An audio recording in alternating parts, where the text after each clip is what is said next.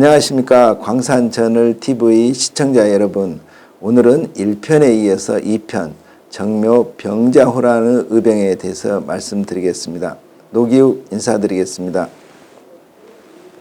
우리 지역의 정묘호란 그리고 병자호란에 있어서 의병의 활동과 관군들의 활동은 어찌했는가, 또 그 역할 속에서 이와 같은 열강 속에서 어떻게 또 대응하고 항전했는가에 대해서 구체적으로 살펴보도록 하겠습니다.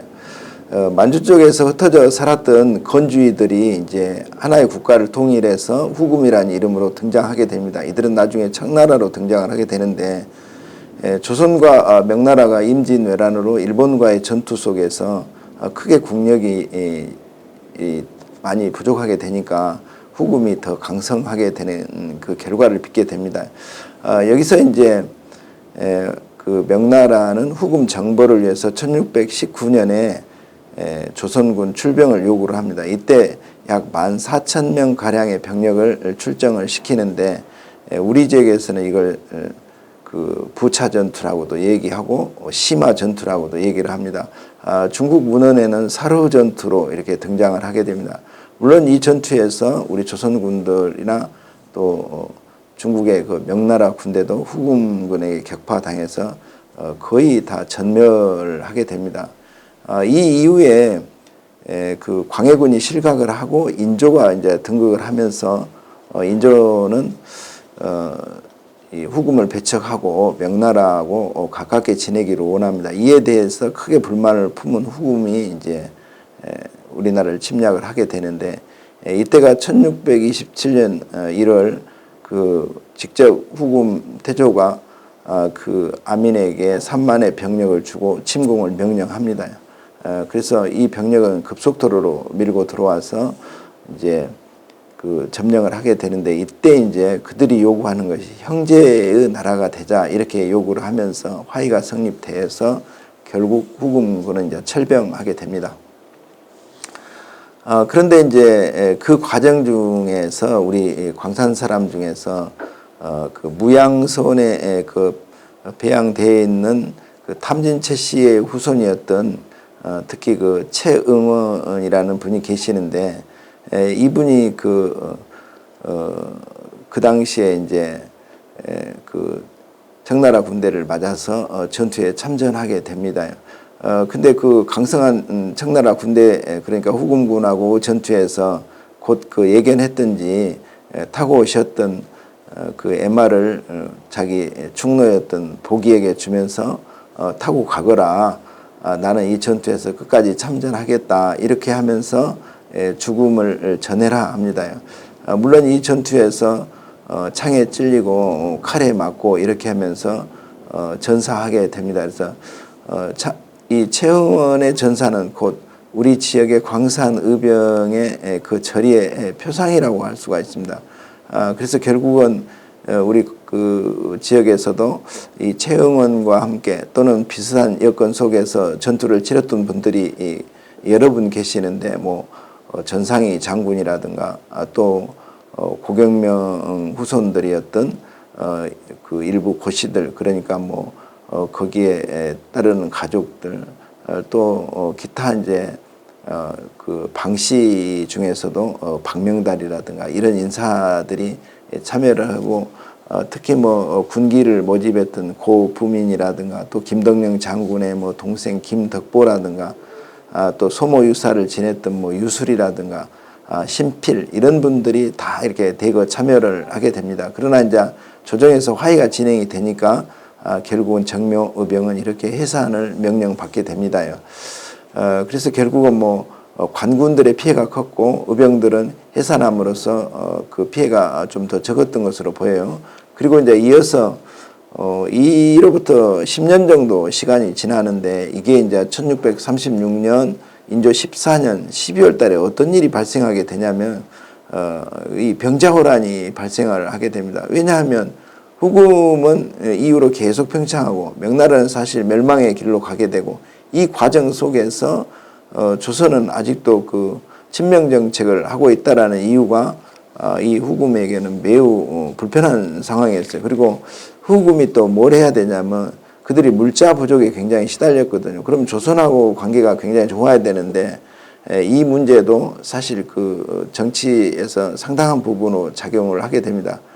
그래서 결국은 후금이 조선 침략을 결정을 하고 12만 대군을 이끌고 그 청태종이 이끌어 오게 됩니다. 이때 서울이 함락되고 계속해서 인조는 이제 강화도로 가려다가 결국은 남한산성으로 가는 수밖에 없는 그런 환경에 놓이게 됩니다. 그래서 남한산성에 들어갔다가 이제 군대를 그러니까 의병을 거병해라 이렇게 주장을 해요.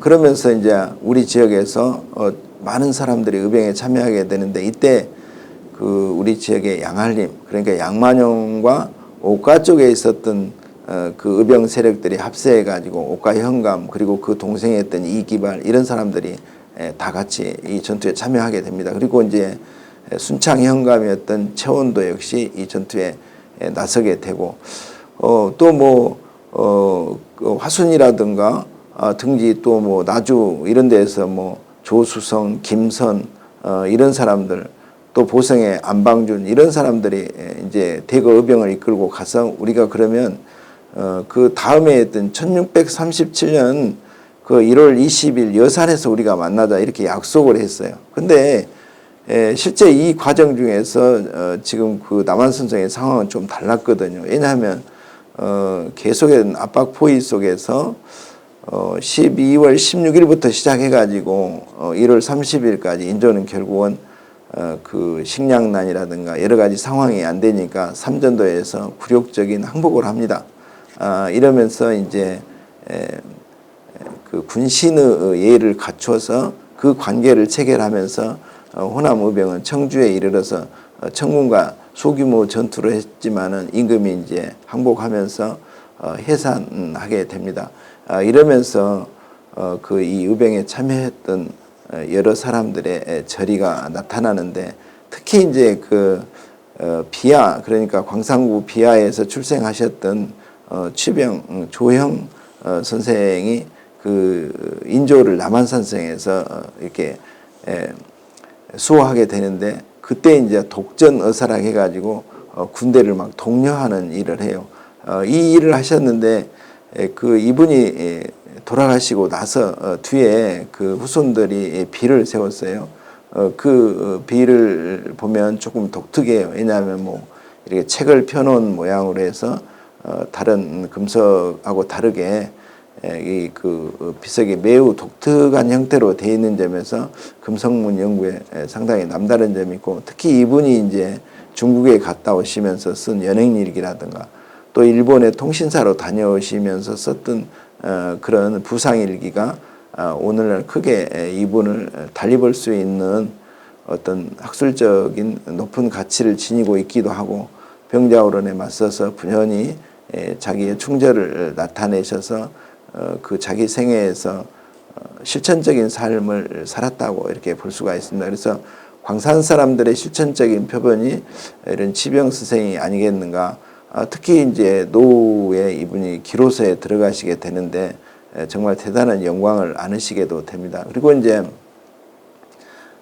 이분 그 외에도 이제 여러분들이 함께 이렇게 또 그 전투에 참여하시게 돼요. 특히 이제 그 병자 호란에 이제 그 참여했던 분 중에서 구체적으로 이렇게 보면 양만용 선생 같은 경우는 그 한림학사를 지내셨기 때문에 거병하기가 매우 좋았어요. 그러니까 뭐 유력하시기도 하고 또 덕망이 있으시기도 하고 모든 사람들의 존경의 대상이었기 때문에 창의에 나가자 이렇게 하니까 많은 사람들이 함께 이렇게 창의에 나서게 됩니다. 그리고 이제 본인의 그 외가 쪽이 보면 죽산박씨 대종과가 기거든요. 왜냐하면은 자기 그 아버지의 외가가 거기기 때문에 그러니까 죽산박씨의 그 후손들도 이 전투에 많이 또 참여를 해요. 병자호란에. 그래서 그 죽산박씨의 가문과 또 양씨의 가문이 만나서 이 병자호란에 적극 대처한 그런 모습을 볼 수가 있습니다. 특히 이어서 보면 이제 그 양만영 이외에도 그러니까 뭐 여러 사람들이 지금 참여를 하고 있어요. 아까도 전자에 말씀드렸지만 뭐 순창현감이라든가 찰방 유집 이런 분들이 크게 돈에서 흥기하시는데 우리 지역에서는 또 보면 호과정의 후손들이 이 전투에 크게 참여하게 됩니다. 유평은 호남 창의군 중에서 독특한 사례라고 할 수가 있어요. 왜냐하면은 호과정을 지었던 분이 설강 유사인데 이분의 손자예요, 손자 이분이. 근데 이러다 보니까 이쪽 호과정을 주변으로 했던 많은 후원군들을 얻을 수가 있었고 또 할아버지의 후광을 입어서 유평이 이끄는 창의군들도 대단한 기세를 가졌다고 할 수가 있습니다. 그리고 특히 할아버지였던 설강 선생님의 관련된 세의가 있었던 집안 사람들도 적극 이 전투에 그러니까 다 참여하게 돼요. 그래서 이런 거라든가 특히 이분은 이괄의 난이라든가 여러 전투에서도 항시 거침없이 이 전투에 참여합니다. 특히 유평 같은 사람들 또 이분들도 군량 모의라든가 또 이런 거 모으는데 이런 또 군사를 모으는 이런 데에서도 아낌없이 참전하게 됩니다. 이외에 현감 정민구, 진사 이덕양 또 이 고부림 이런 고부민이라든가 특히 이 박종 같은 분들은 아까 말했던 박씨들 박산마을의 박씨들입니다. 그리고 박충념, 박충정 이런 분들도 다 이 전투에 참여하시는 그런 대단한 기록들을 남기게 돼요. 그리고 이제 이 외에도 이제 우리 지역이 예전에는 광산구가 넓은 저쪽에까지 다 차지를 하고 있었는데 고씨 일가들 중에서 상당 부분이 여기에 참여를 해요. 그리고 이제 호과정이라는 당호를 보면 정자에 걸려 있는 편액들을 보면 크게 소리내서 노래한다라는 그런 뜻을 가지고 있습니다. 근데 실제 여기는 거슬려 올라가 보면 설강 유사 선생님께서 태계 선생님이라든가 이연적이라든가 오겸 당시에 큰 인물들과 함께 교류를 나누었던 인문의 교류의 장이었어요. 그러다 보니까 설강 유고라든가 유목들이 전해지고 있는데 이런 것들을 유평이 그대로 받았다고 볼 수가 있죠. 그러니까 정의를 실현하고 충절을 실현하고 이런 얘기들을 수도 없이 들으면서 그것을 실천해보고자 하는 학문적 지향점을 찾으려고 했던 것으로 여겨집니다. 이곳은 취병 조형의 유허비가 있는 곳입니다. 이곳에 저희들이 오게 된 연유는 병자호란이 일어나자 취병 조형께서는 인조 대왕을 호송하면서 강화도로 가기에 나서다가 강화도 가는 길이 차단이 됩니다. 청나라 군대에 의해서. 그러니까 가장 시급한 방안으로 남한산성으로 들어가게 됩니다. 그래서 남한산성에 들어가셔서 이분의 역할은 독전의사를 지내셨어요. 왜냐하면 군대를 독려하고 전쟁을 독려하게 하는 그 역할들을 수행해서 1636년 12월부터 그 다음에 1월까지 인조 대왕을 잘 호위하고 특히 이분은 젊은 시절에 문과에 급제하셔서 20대부터 관직으로 진출을 하셨어요. 그래가지고 73세의 일기로 세상을 떠나시는데 이곳에 태어나셨고 그 6대 후손이었던 조운환이 이쪽에 이제 광주 목사로 오셨어요. 그래가지고 자기 할아버지의 이렇게 비를 세워서 그 업적을 기리는 흔적들을 볼 수가 있습니다. 이 비를 통해서 저희들이 느낄 수 있는 것은 광산 의병들이 어느 곳에든지 활동하고 활약했었다, 이런 모습들을 살필 수가 있다는 것이죠. 왜냐하면 치병도 인조 임금을 호종하면서 청나라 군대하고 맞서서 남한산성에서 끝까지 지켰다, 이 부분에 대해서 다시 한번 우리가 조망할 필요가 있습니다. 저희들이 지금 그 무양서원에 와 있습니다요. 이 무양서원은 최사전을 비롯해서 탐진 최씨들과 그 외손들이 그 충절을 나타내기 위해서 세워진 곳입니다. 무양서원에 그 배양되신 최윤덕의 후손이었던 이 최응원은 당시 의주에서 청나라 군대를 만나게 됩니다. 그래서 의주 전투에서 온 헌신을 다하다가 이제 창에 찔리고 그 전사라는 그 순절의 순간을 맞이하게 되는데, 이때 이제 자기와 함께 왔던 그 노복이 있었어요. 굉장히 충성스러운 노복이었는데, 이 노복에게 이제 그 말에 태워서, 그러니까 그 철총이라고 되어 있는데 그 전박이가 있는 그런 말이었는데 굉장히 그 명마였는데, 여기에 태워서 이제 보내면서 충신 최응원은 죽었다고 전하거라, 이렇게 해서 가서 전하게 됩니다.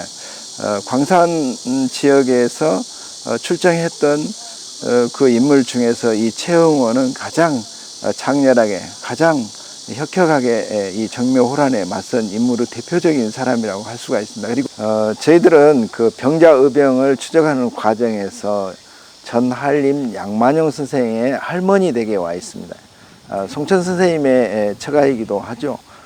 죽산방 씨들도 역시 병자호란에 대거 참여하게 됩니다. 본인은 이제 다시 이 양만용 선생님 집에 오셔서 어머니한테 자기 출전을 얘기를 하시고 나가겠다 이렇게 하니까 나라의 치욕을 가서 갚아라 하고 그 어머니의 큰 권유와 격려 말을 듣고 더 출전을 서둘러서 나가시게 됩니다. 그랬는데 그 청나라 군대하고 조우하면서 소를 잡아먹고 그 계곡에 있는 그 모습을 보고 그들을 유인해 가지고 총포를 쏘아서 그들을 그 섬멸했다. 그런데 이때 양만용 선생의 그 비문을 읽어보면 약 8, 9명 정도의 청군의 목을 뱄다고 나옵니다. 이걸 보면 문무를 겸비하셨을 뿐만 아니라 광산 의병들이 적극적으로 대항했구나, 이런 것들을 살펴볼 수가 있습니다. 저희가 나와 있는 이곳은 황룡강 끝자락 영산강으로 들어가는 초입에 노평산 언덕에 자리하고 있는 호가정에 와 있습니다. 이 호가정은 설강 유사께서 임진왜란 이전에 지었던 정자인데, 이곳은 태계 선생님이라든가 이런 분과 인문 교류를 나눴던 장소이기도 합니다. 그런데 이 설강 유사 선생님의 그 손주였던 유평 선생께서 호남 병자 창의의 의병장으로서 크게 활동을 하셨습니다. 이러한 기록들은 양호 거의록, 그리고 광산 거의록, 호남 창의록, 또 모의록, 이러한 책들 속에서 이분들의 행적들을 이렇게 찾아볼 수가 있습니다. 특히 그 유평 선생님은 나름대로 병자 창의에 있어서 앞다투어서 창의하신 것을 마다하지 않고 나가셨는데, 그 선대로부터 이온 설강 선생님의 그 유지를 잘 받들었다고 할 수가 있습니다.